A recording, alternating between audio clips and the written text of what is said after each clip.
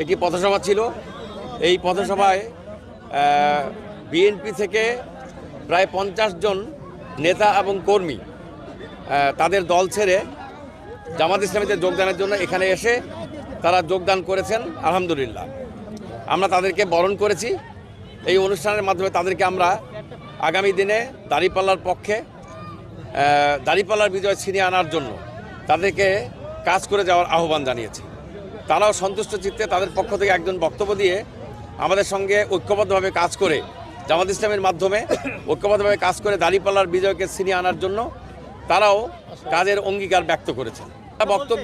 তারা বক্তব্যে বিষয়টি প্রকাশ করেছেন। আসলে 2024-এর 5 আগস্টের পরে মানুষ যে আকাঙ্ক্ষা করেছিল একটি বৈষম্যহীন বাংলাদেশ, সন্ত্রাস চাঁদাবাদী দুর্নীতিমুক্ত একটি বাংলাদেশ প্রতিষ্ঠা করার, কিন্তু আমরা একটি রাজনৈতিক দলের করেছি। দীর্ঘদিন থেকে বিএনপি দলে ছিলাম। বর্তমান যে দলগুলো আছে সব দলের চেয়ে সবচেয়ে ভালো দল আমার কাছে, এবং আমার যে এলাকার যে জনগণ আছে তাদের বেশিরভাগই জামাতকে পছন্দ করে। আমি 1990 সাল থেকে আমি এই বিএনপির সভাপতি ছিলাম, ওয়ার্ডের সভাপতি, 8 নং ওয়ার্ডের সভাপতি।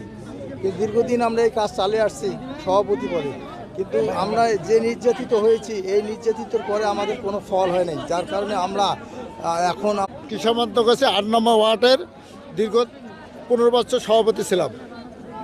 তা আমরা এখনোই ছিলাম, আজকের পূর্ব পর্যন্ত আমরা ছিলাম, যখন আমরা দেখতে পেলাম যে তারা নাকে বাস্তবায়নের পক্ষে।